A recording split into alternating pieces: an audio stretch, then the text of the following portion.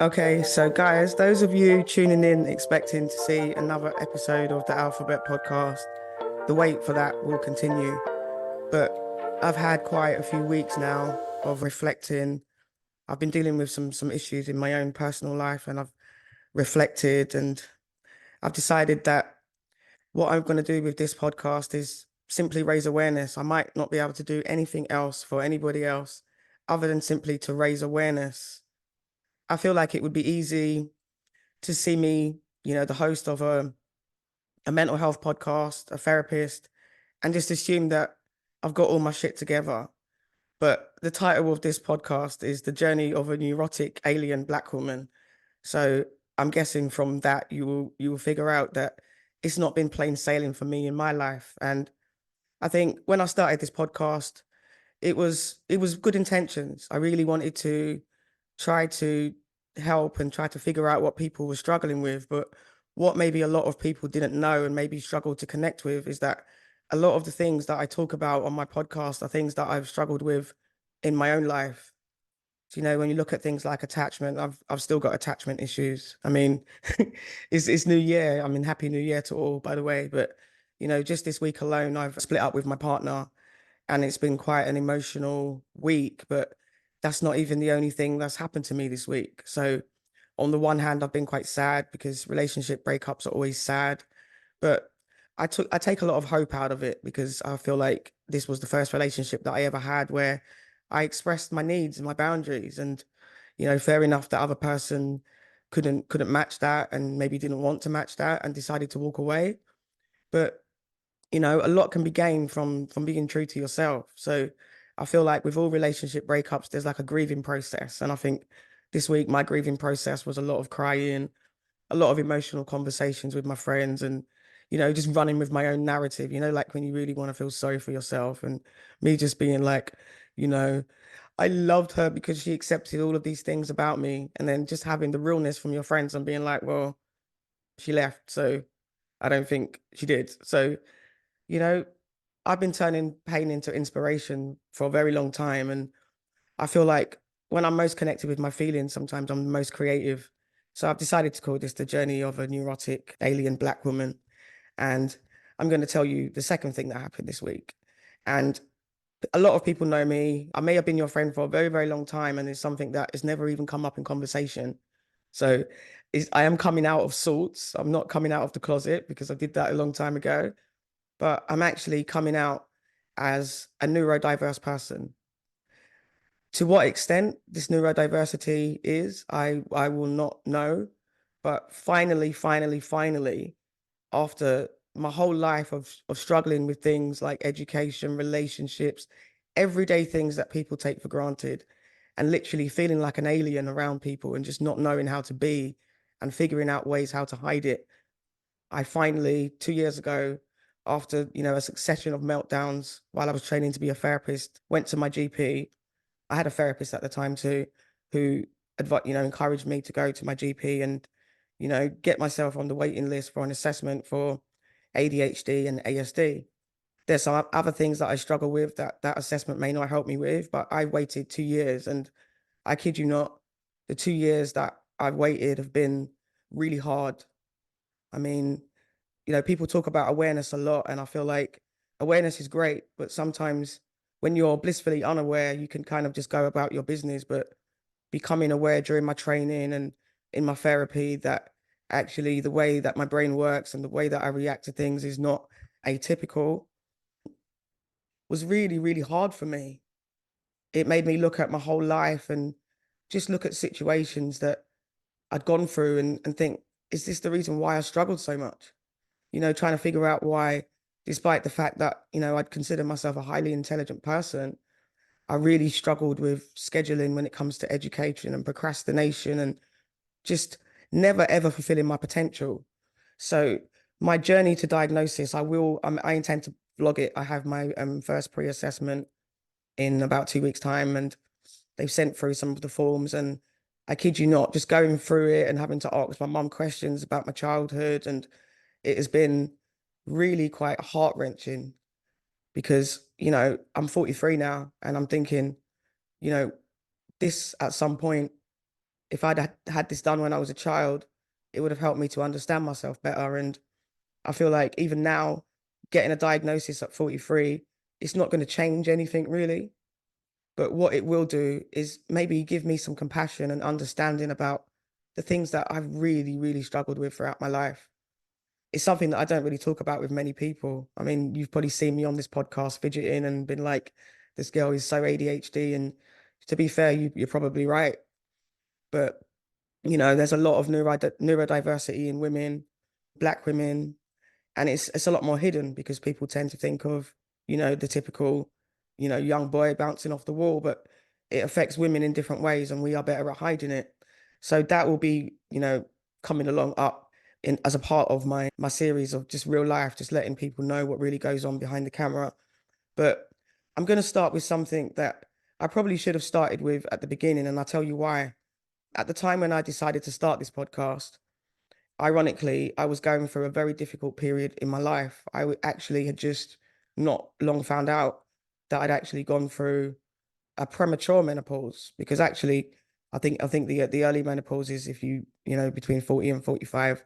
I was 42 when I found out that I'd gone through the menopause, but actually, backdating my symptoms, I was actually in my late 30s when the perimenopause and menopause affected my life. But what complicated it further for me always was that in 2018, I was diagnosed with Graves' disease. Some of you may be aware that I have a scar. I had my thyroid removed, total thyroidectomy in the summer of 2022. And yeah, having Graves' disease affects your life in so many ways. You're tired, you lose a lot of weight. I have problems with my eyes. You may notice that my eyes are quite puffy. That's something that I'm hoping will get better over time. I take thyroxine every day, and to be fair, it did kind of interfere with my periods. So I was still having periods while I've had this Graves' disease, but they weren't as regular as they normally were. But, you know, in the summer of 2020, I turned 40. And as people know, 2020 was the height of the national lockdown. And I feel like when you turn 40 as a person, because I know something happened to me when I turned 30, and it definitely happened when I turned 40. I think it might be more for women, but I do think you become really reflective. And I became really, really, really, really reflective. And ever since I was a child, it had never occurred to me that I would never be a mother. I'd always wanted to be a mother. And, you know, I'm an auntie and I love being an auntie. My nephew and my two nieces are my heartbeat. And I just assumed that even though I was gay, there'd be plenty of opportunities for me to become pregnant, when the time was right. But, this is what I will say to a lot of women if you're maybe in your early 30s and you're still deciding whether or not to have a family. My only advice I would say to you is freeze your eggs, because knowing what I know now, I wish that I'd had that option. So freeze your eggs. But I've turned 40, start becoming reflective, but obviously the whole world is shut down. So now is not the perfect time to be trying to make medical appointments to try to deal with my fertility. So I kind of let COVID get over it. But in the back of my mind, it was something that I wanted to do. I really wanted to become a mother. So, decided to take the brave steps. I contacted the GP and I said, I just want to have a blood test, make sure everything's all right, because my periods are a little bit irregular. I've spoken to my consultant for my thyroid and he said that's quite normal. You just had a thyroidectomy, might settle down. But so I had some blood tests and the doctor called me in for a face-to-face appointment. And I had all these questions because obviously I was thinking it might be IVF, because legally the NHS can fund IVF up until the age of 42. But women, that's also a myth, because most local medical boards, they only do it up until about the maximum of 38, some as low as 35. So, don't wait if that's something that you want to do, start your journey. But, I'd attended this appointment with all of this list of questions that I had for this doctor. And to my surprise, it was a female Black doctor. And for some reason, that gave me a lot of reassurance, because I've had experiences where maybe because I don't cry and I don't often show my distress in a way that maybe some people do, but I do think that's also being neurodiverse. I'm not really prone to a lot of crying unless I'm having a meltdown. I feel like sometimes when you're saying what you're struggling with white doctors, it can be difficult, to be understood. But I saw this black woman, and she filled me with a lot of confidence just seeing her there in her role, you know. And she broke the news to me quite bluntly and said to me, "Sis, I know you said you wanted to have a baby, but you better adopt." And I remember just like, I don't know if my face changed, maybe it never, and I never expressed how devastating it was to hear that. But she then went on to explain to me that the blood test indicated that I was not perimenopausal, but postmenopausal. So somehow, unbeknownst to me, I had gone through a whole menopause without realizing. Now, I'm going to stick a pin in that for a minute. And I know people will be asking, how could you go through the menopause without knowing? Well, I'll tell you how. Graves' disease is an illness where the immune system attacks the thyroid gland and it produces too much thyroxine. One of the main things you have is issues with weight. So I lost a lot of weight, but also sensitivity to temperature. So feeling hot, feeling hot all the time. I used to feel like I was going to spontaneously combust, feeling hot all the time. What else? Joint pains and aches and pains in my joints and stuff. And, just confusion and mood swings. But these are the symptoms of Graves' disease. They're also the symptoms of the perimenopause and the menopause. But, I remember going to a doctor and, explaining that I'd had all these pain in my joints and just being told, as per usual, it's to do with your thyroid. When you get your thyroid taken out, these problems should just go away. So, me wanting to trust doctors and not really doing anything, I struggled. And it became a laughing joke in my family. I mean, I think for my 42nd birthday, my mum bought me a fan, which I still use intermittently because I need to. She bought me a hand one as well. I've now passed that down, Esther, if you're watching. I've passed that down. And everywhere I was going, I was seeing like women like fanning themselves. And I'm guessing my idea of the menopause is something that happens to women that are a bit older than myself. I'm not saying I'm a spring chicken by any means, but at the time I just turned 42. My mum had my brother quite late.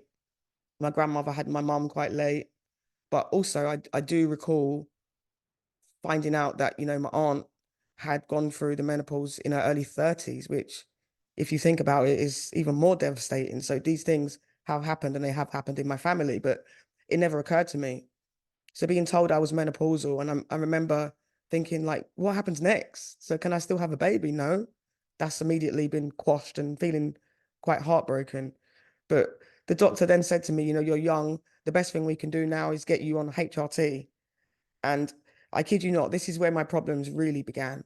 So if you can imagine, up to this point, I've had these symptoms that have impacted me, but, you know, not so seriously that I've taken any serious medical advice about it. I'm hot all the time.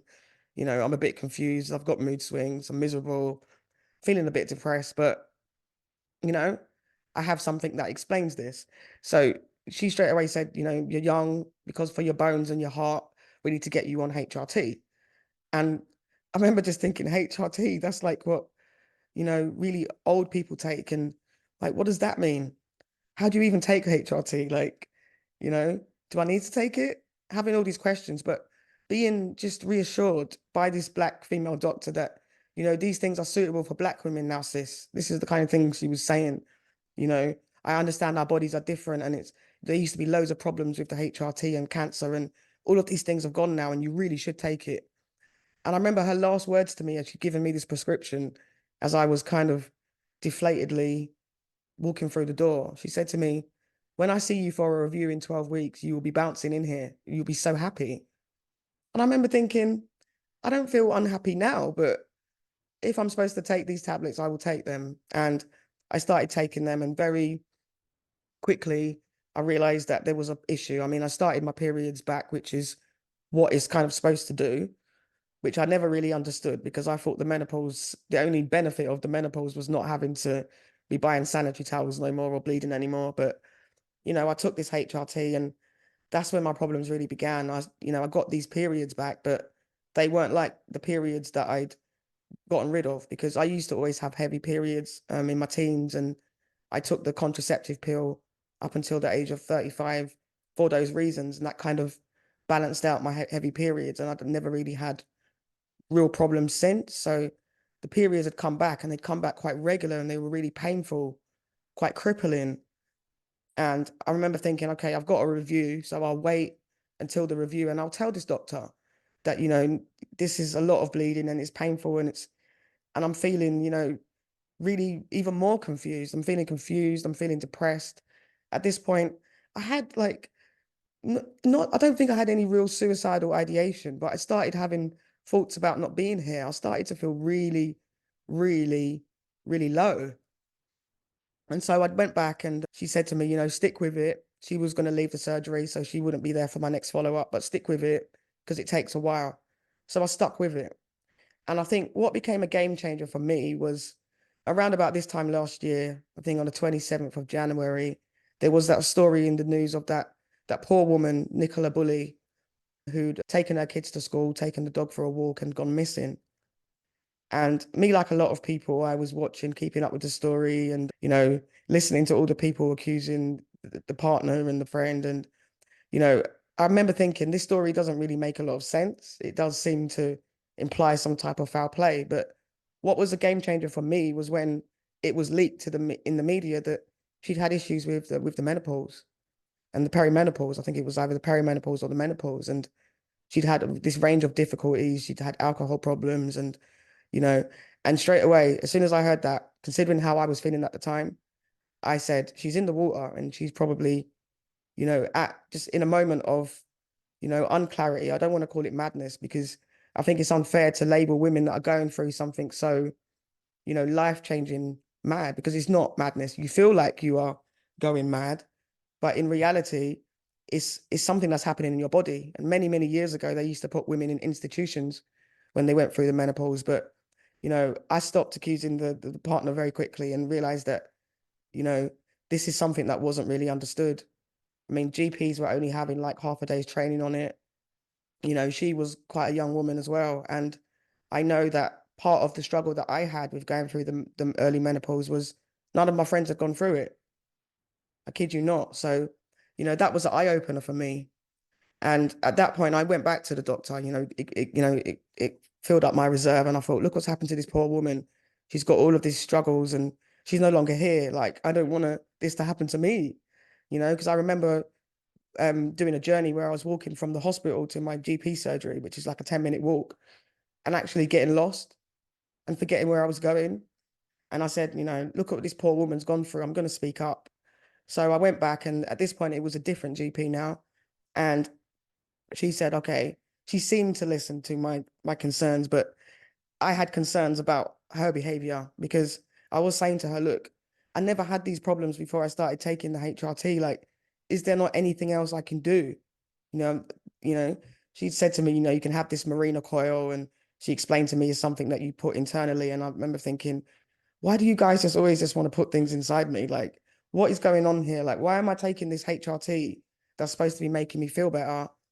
And I'm feeling worse. Like literally, why am I feeling worse?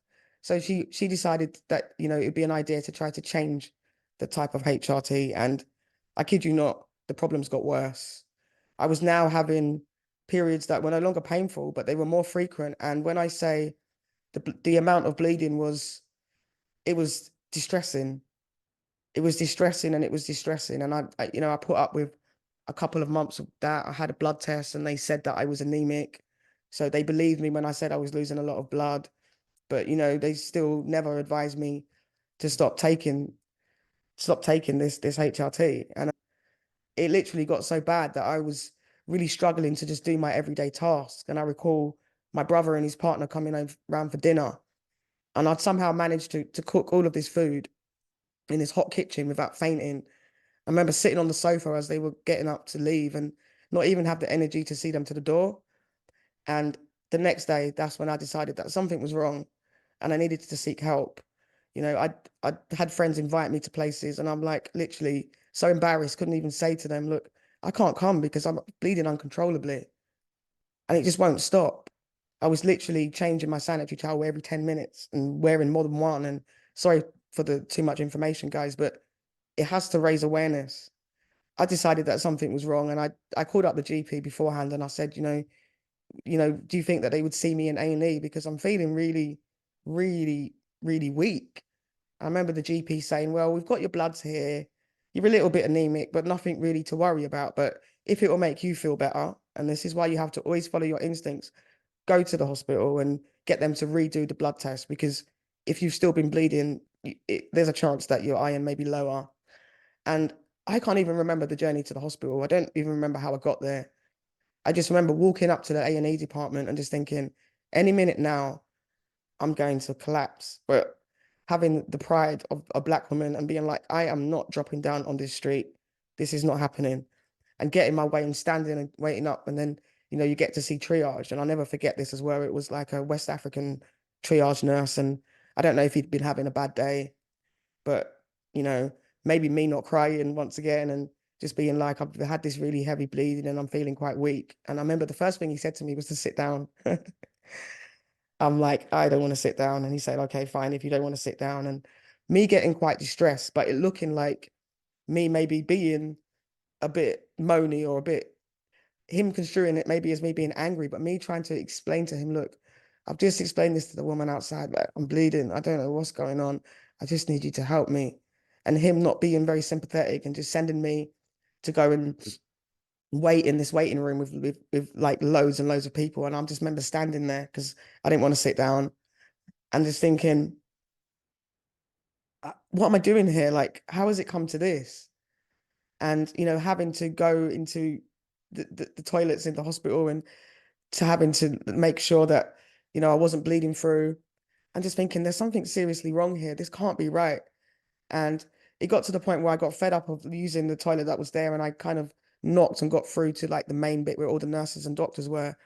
And I said to the, can I, like, is there a toilet around here that I could use? Because I'm feeling very bad about having to be out there. And can I just like maybe take a seat? And she said to me, like, my darling, you don't look very well. And I remember at that point is when it all hit me, like everything that I'd gone through in the last few months. And I literally started crying uncontrollably.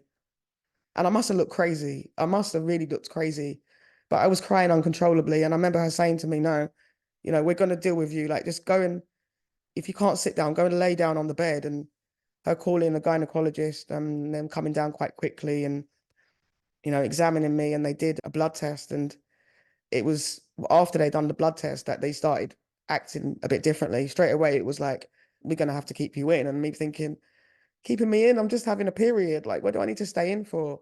But being told very quickly that, how have you not collapsed? Your hemoglobin levels are so low that we'd expect you to have collapsed and be brought in by emergency by now. But I hadn't, because I was just in denial and so strong. And I remember lying there and, you feel sorry for yourself when you're in a hospital bed and I'm bleeding uncontrollably and they've put like this nappy thing on me. And just thinking, I really want my mum. I just want my mum.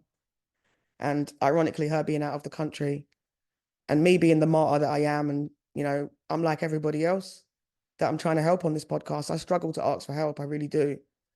And I have a lot of friends that would drop everything and be there for me in a heartbeat. And I remember, I had to stay in and they gave me a blood transfusion, which I wasn't really happy about, but I didn't have much choice. The bleeding, I had to wait for the bleeding to die down. So I was given medication for this bleeding to stop. And I was given a transfusion. And like I said, I still don't know how I feel about that. And I was really emotional. And I called my brother, who I usually call when I need, some reason. And I said, I'm feeling really sorry for myself. No one's here for me. And he said, sis, have you even told anybody that you're in the hospital? And I said, well, I'd mentioned it to a couple of people, but have you told anybody that you need them? Like, stop being a martyr. You say you've got these friends, let them help you.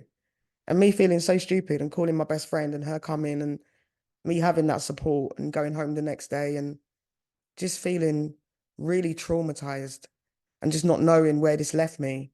They'd done exams and figured out that I also had fibroids that I knew nothing about. But just coming home and just feeling like, how was me going to the doctors to try to get pregnant ended up with me here? And I made a decision that day up to not take the HRT anymore. And even after all of this, the GP was still insistent when I called up and said, like, look what you guys have done to me. Like, you still should take it or have the Marina coil because that would stop the bleeding. And me saying, why do you want to stick things inside me? Why are you not more concerned about why I'm bleeding than just trying to stop it? Why am I bleeding? And I've had conversations with doctors since, and they have said that, the HRT can do that to some women.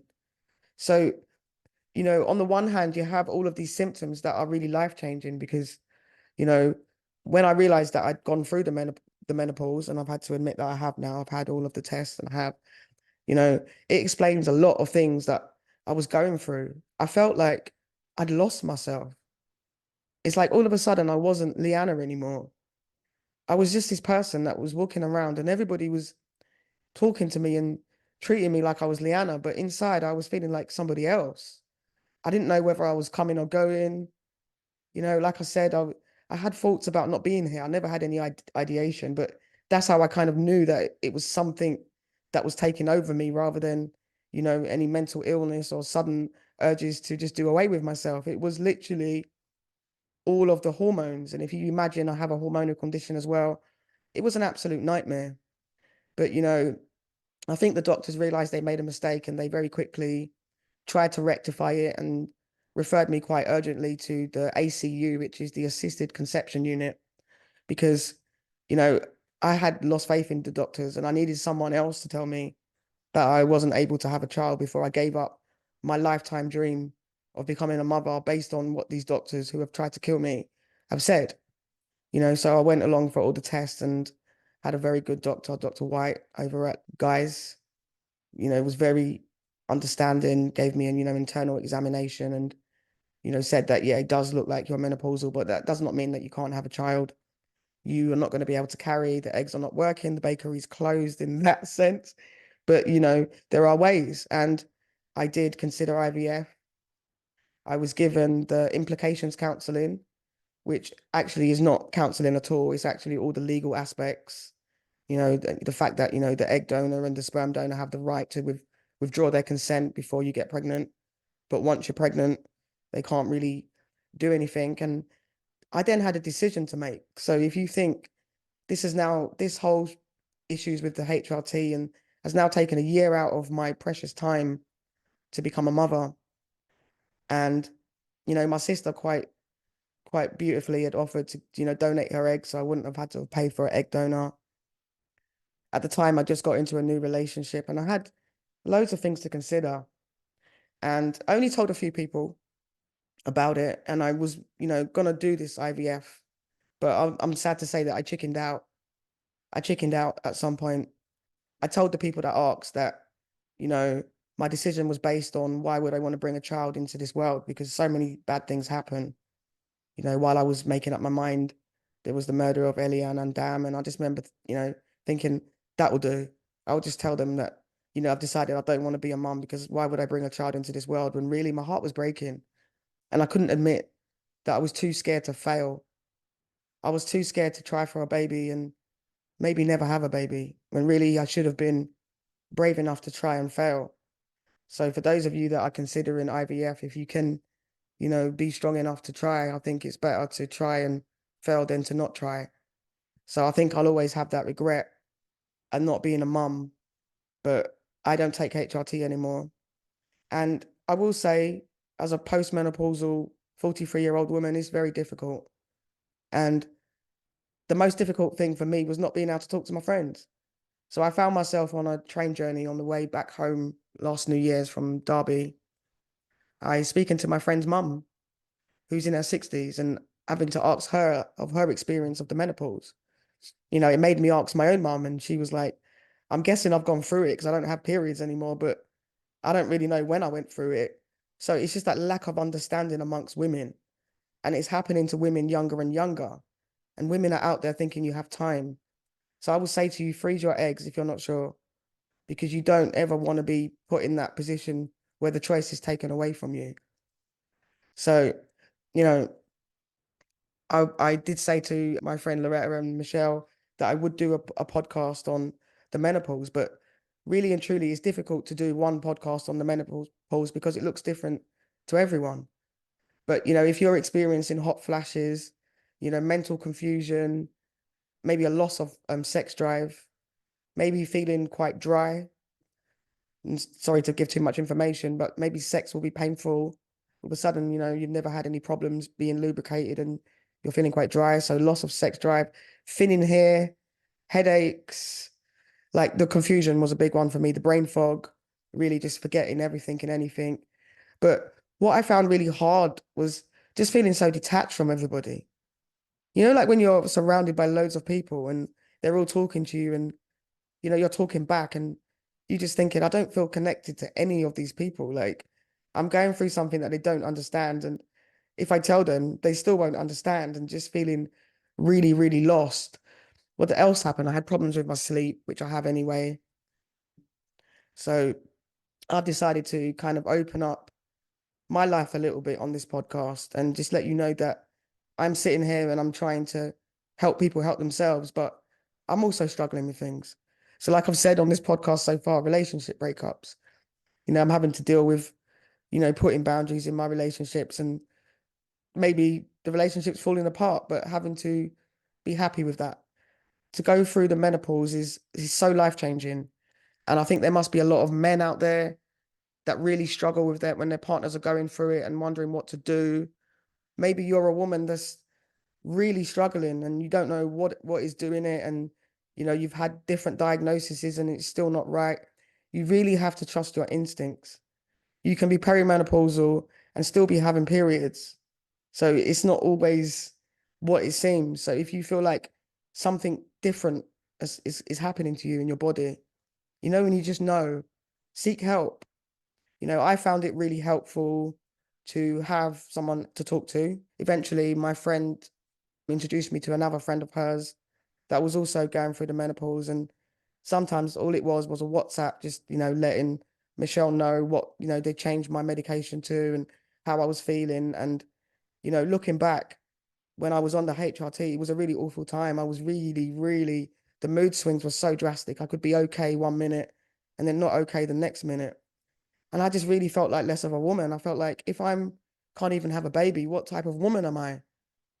And just really not knowing how to start that conversation with people and, telling some of my friends, I'm menopausal and them laughing. Oh, you can't be menopausal, go and get a second opinion.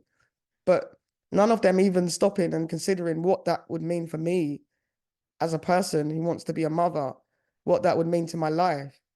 So, I wasn't brave enough to continue my fertility journey. And I do think it's something that I will regret. Um, I've struggled with the menopause. I still struggle with the menopause. I mean, there are some natural things that you can try. I know that sage is a good thing. I was looking up some things. Let me just have a quick look because I spend a lot of time on TikTok over there. You've got TikTok detectives and TikTok medical people. But I found something. What is the name of it? I will find it if it's not too far up. But it's basically a herb, and it's ancient Indian herb, I believe. If I will find it, I'm gonna take my time because we're not racing here. So I will just look, and yeah, Shatavari is the name of it.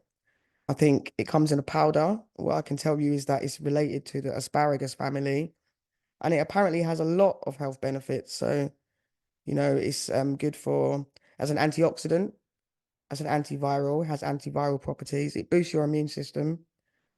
It's good for ulcer treatments. It supports lactation, but hormone balancing.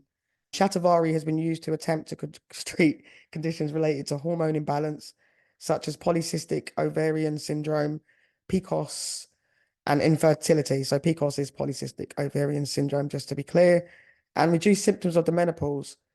A small study has showed that taking a herbal mixture that included Shatavari significantly reduced hot flashes. Other things it can help with are alcohol withdrawal and anxiety, because a lot of women that are going through the menopause do turn to other vices as a way of managing their stress. So, you know, what really motivated me, I have a friend who's going through recovery at the moment, and he's putting a lot of from alcohol, he's putting a lot of things up on his Facebook to inspire other people. And I was in two minds about actually doing this podcast, but he posted something yesterday that kind of sealed the deal for me. So in amongst my being in bed crying, feeling sorry for myself because my relationship broke up, I found a purpose. And whenever I'm in pain, I always write the word inspiration. And you'll find when you write it out that the word pain is in there. and I've always been inspired by pain and suffering. But he put this on his Facebook, and I found it so powerful. And it said, by recovering loudly, we ensure that others don't suffer in silence and have a chance to find their own path to healing. So this this first podcast for me on, the journey of a neurotic alien Black woman is covered a lot of the neurotic side. So I went through early or premature menopause, however you want to look at it. It changed my life and it's changed the way I look at myself. It's something that I still deal with, but I have hope. But I will be vlogging. What I will do, guys, my appointment is on the 18th of January for my pre-assessment. And, it's been really, really heart-wrenching, like I said at the beginning, having to accept that I'm different potentially. And even the forms that they make you fill in, just, when did you first crawl? When did you first walk? When did you first smile? Some of the questions are really, really, really intrusive. But I'm gaining that compassion for myself. And I do think that neurodiversity is something that I work with a lot with my clients, through the healing counseling service is something that I am kind of like a untitled specialist type of therapist to deal with neurodivergence. And that's not because of any particular training that I've had, but it's just my whole life experiences of being neuroatypical. So I do a lot of work with neurodivergent clients, and you'd be amazed at how many people have had so many struggles with so many things in their life and have never even thought about neurodiversity. It's not just the ADHD or the autism spectrum disorder. There's so many things, dyspraxia, dyslexia. There's so many things that come underneath that umbrella of neurodivergence. But I think even though awareness can be quite heart-wrenching at times, the only way is through. So actually, for me, having a diagnosis will not change my life in any way, but it will allow me to go back and look at my life and realize why I've struggled, and it may help someone else. So this podcast may not have given you any real information on how to deal with the menopause. My vlog on neurodiversity may not even give you any advice on how to deal with neurodiversity, but what it will do is raise awareness and let people know that they're not on their own. There are people that, may appear to have their shit together, maybe a therapist like me out here, but I've never been that therapist that's going to sit down and just be like, how are you? And how's your day? My desire to support people comes from my own suffering. Who feels it knows it, right? And I feel like opening up my life a little bit more and what I struggle with, hopefully will raise awareness for you guys. So if you're a woman that feels like you may be dealing with the perimenopause or the menopause, don't suffer in silence. I'm gonna keep speaking about it so that, you know, you have the permission to speak about what you're struggling with, because it may just be that you are perimenopausal or you are menopausal. And once you know this, it allows you then to know what you're dealing with. Don't be forced by any doctors to take anything that you don't want to take. A lot of people take HRT and they find it works. A lot of people don't. So it's finding out what works for you. What was very useful for me, that helped with my aches and pains and stuff, was Pilates. And it also helps, managing your stress. So I'm going to get back to that Pilates. I've had a few injuries that's made it a bit harder, but Pilates is a very good way. You don't want to do anything too stressful for your joints, if you're in pain all the time, but Pilates is a very good way. Potentially yoga. I've never tried that, but you know, there's loads of different type of teas you can try. I'm not a medical doctor, so I'm not going to talk about stuff that I don't know about, but I'm going to talk about my life, which is what I know about. So hopefully in this first installment in the journey of a neurotic alien Black woman has kind of opened up the conversation for the perimenopause and the menopause. My next installment, I will do a vlog. So when I'm doing the pre-assessment and my journey to assessment, I will vlog that separately. And I potentially will do another episode just outlining my struggles with neurodiversity, because maybe some people may, from listening to that, be like, that sounds a lot like what I've struggled with. I can't remember my passwords, like never. Like I can't, you know, I can't be on time. I have trouble with executive dysfunction because that's what I really struggle with. I wake up every day and I think I have nothing to do. If there wasn't a calendar, my clients would be by themselves and nobody would ever see me. but actually the people closest to me not even knowing that a lot of the time when I'm around them, even that I'm pretending, I'm masking how I really feel, the anxiety that I feel just from speaking to them, people that know and love me, how difficult it really is. So I've come out today, but not in the way that you would expect. So, I would say, join me next time on the Alphabet podcast. And I guess it still is the Alphabet podcast, but yeah, this is a bit of a different look. So I'm going to go now. It's been therapy for me. So thank you for holding the space. And if you're still listening, being here at the end, because it wasn't scripted. I didn't know what I was going to say until I sat down, and maybe even listening back to it, it won't really make sense, but it will make sense eventually because it's my story. So whichever way you want to put it, if you want to put it into order, if that helps you, things don't always happen in order. It doesn't feel like that. Sometimes you find out something and have to go back and realize, upon reflection, or hindsight, that this is what you've been struggling with. So, people have been asking me to talk about this for a long time, but I think I was still in the grips of it. And it's taken me to get to this point to be able to talk about it. So I'm 43 years old. Okay. And I've already been through the menopause. And I wonder how many more women potentially this may be happening to. So reach out. I mean, hit me in the comments if there's a particular question you'd like to ask. I'm happy to answer any questions that I can. But, I hope this helps someone. So Michelle, Loretta, I hope it's been helpful just to raise awareness. So if you're someone that's struggling, just send this podcast to your loved ones and maybe get them to listen to it. Nudge, nudge, wink, wink. This is what I'm struggling with, because it is a source of shame for a lot of women, and it shouldn't be. Menopause is part of life. It's part of the stages that we go through in life. And I feel quite fortunate to be able to get to the stage where, I've gone through a different transition in life, because it means that I'm here. So if we're going with gratitude, that's what I've got. So I'm hoping that it helps. I may go off and have a cry or some more reflection, but I just wanted to do something different. So Cat Williams has broken the internet, and I'm gonna go listen to him. I must be the only person in the world that hasn't listened to what he's got to say. But I will say, as a Virgo, I believe him. I'm not a Virgo, he is.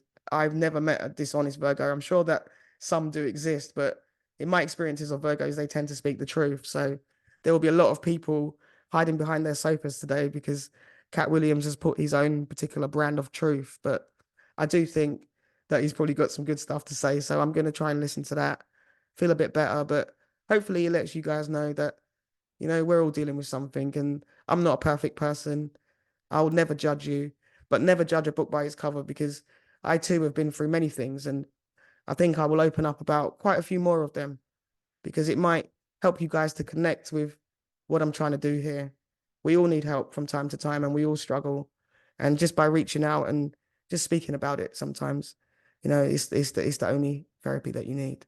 So, have a good weekend, guys. Enjoy the rest of it. And I'll see you real soon with my journey of a neurotic alien black woman. So I will vlog this steps to assessment. If you're not comfortable hitting me up on live on the comments, find me at TikTok at Lead the Therapist. You can inbox me a message where I can deal with it confidentially. But, I'm sorry to any of my friends that feel out of the loop, that I haven't really shared aspects of my life. But this is what I've really been struggling with for the last 2 or 3 years. And that's why I've kind of gone missing. So now I've told you all at once. I might be out there a bit more. But take care, guys, and I'll speak to you soon.